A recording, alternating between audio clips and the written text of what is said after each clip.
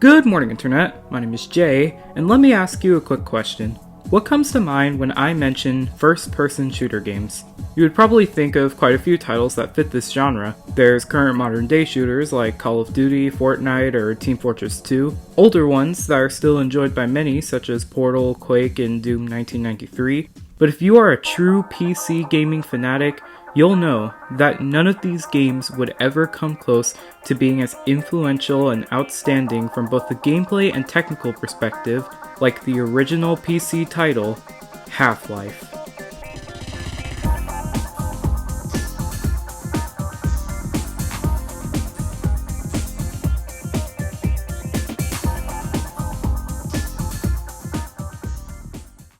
Released in 1998 as the Valve Corporation's first ever project, Half-Life was met with critical acclaim, and for good reason too. This game is truly fantastic, and as a FPS title, it still stands strong today with super fun gameplay mechanics, cunning enemy AI, and it really did just age like fine wine over the almost 30 years it's been out. This game's story, in case you clicked on the video without any clue, revolves around an alien invasion breaking loose from an experiment gone wrong. You play as a scientist named Gordon Freeman who happens to be equipped with an HEV protective suit. The transit system is also broken, so you have to fight your way through a bunch of aliens and eventually military soldiers with any weapon you can find. I really like the intro to this game since rather than having a generic tutorial, it instead starts in the Black Mesa transit system itself. It's almost hard to appreciate when you first play through because to some players it could seem a bit redundant to just sit there for 30 minutes doing nothing, but I really like it. The way it shows you the whole world around you and how calm and professional it is, it's almost like a rain before the storm. Also, the military soldiers I mentioned before appear later in the game because for some reason the government thought the best way to handle the alien invasion mess would be killing every scientist involved. This is also why the game is kind of split into two halves, because at about the halfway point, the player is lured into a trap and knocked out by some of the soldiers. It is here that they take all your weapons, so now you have to break out of this area, find all your weapons, and figure out where the heck you are. I don't exactly know if anyone has coined a name for this trope yet, but I kinda like it when games do stuff like this. Because at first it feels like, aw man, I've basically been set back to the start. But after you get your weapons back, the game is well aware that you know what you're doing, so the action and story just pick up even more, and you get a few more new weapons to mess around with. The game then follows this action with a bunch of Marines trying their hardest to gun you down, but little do they know you have gaming skills and plot armor. Then it just gets more chaotic because a bunch of aliens are thrown into the mix, so you just get to watch as all hell breaks loose. Anyways, after following some directions from fellow colleagues, you make your way over to the LabDecor, where what's left of the science team equip you with your final tool as you portal off into the pocket dimension, Xen. The Xen chapters of this game are probably my favorites just because of how insane they are. Obviously there are a lot of aliens throughout the different chapters, and the same goes for boss fights, so these chapters in the Xen dimension, they just throw all the previous bosses into one chapter with a new alien that flies. This makes these final parts of the game super difficult, but a really nice conclusion to an already hard game. Besides the great gameplay, I also just really like the look and feel of Xen. The color of the sky, the weird alien plants or wildlife, it's just super freaky and cool in a sci-fi sort of way.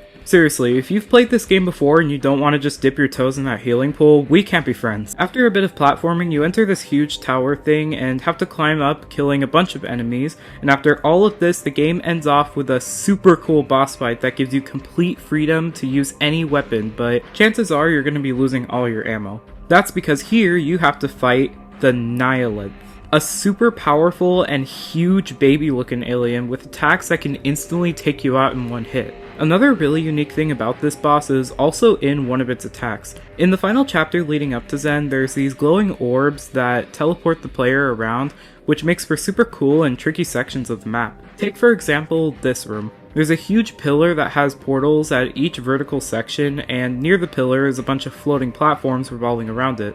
This makes it so that the player has to time their jumps into the portals, but there are 3 of them, so chances are you jump to the wrong one and end up in a new room.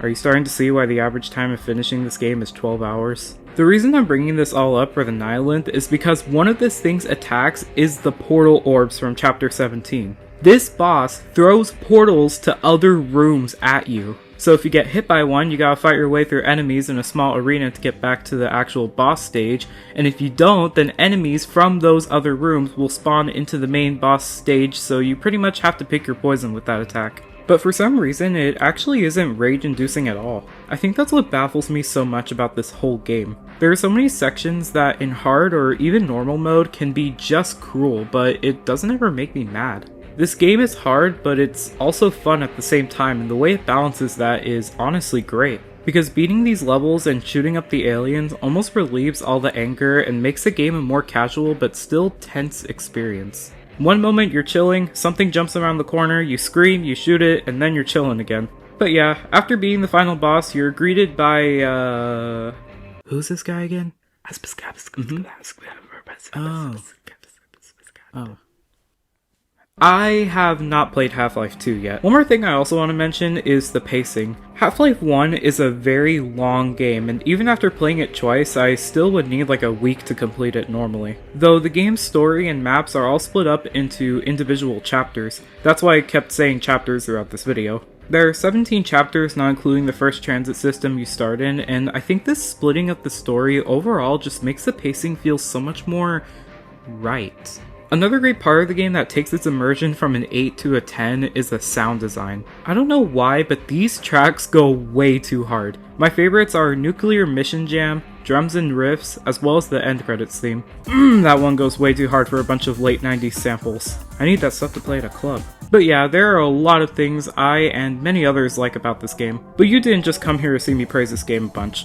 I want to talk about a few things I don't exactly love about this game. For one, I'm actually not a huge fan of the surface chapters. I mean, they're not bad by any means, I'm just not a huge fan. But again, the surface parts are still important to the story, so I wouldn't take them out, but I just prefer the indoor and zen parts of the game. I also feel like some parts of the game can be oddly confusing on the first playthrough, as I found myself needing a walkthrough in some parts on my first playthrough. I don't know if this is just my stupidity as a gamer, or just because some parts are a little confusing, but yeah. Other than these points though, I really have nothing super bad to say about Half-Life, and for what it is, it's a great game. I also heard there's a fan remake of the game called Black Mesa, so I might give that one a try too, because I've seen some videos and it actually looks stunning. Overall, I would give Half-Life a solid 8 out of 10, because even though it has some flaws, it is just insane that this is Valve's first title. And in 1998 as well. Like, in a technical sense, this game just seems like it would take so much to pull off, and it truly did start Valve as a company. I mean, heck, without this game, I probably wouldn't even own the Steam Deck I played it on, so really, it's a truly sublime release in my book. But yeah, that's all I gotta say.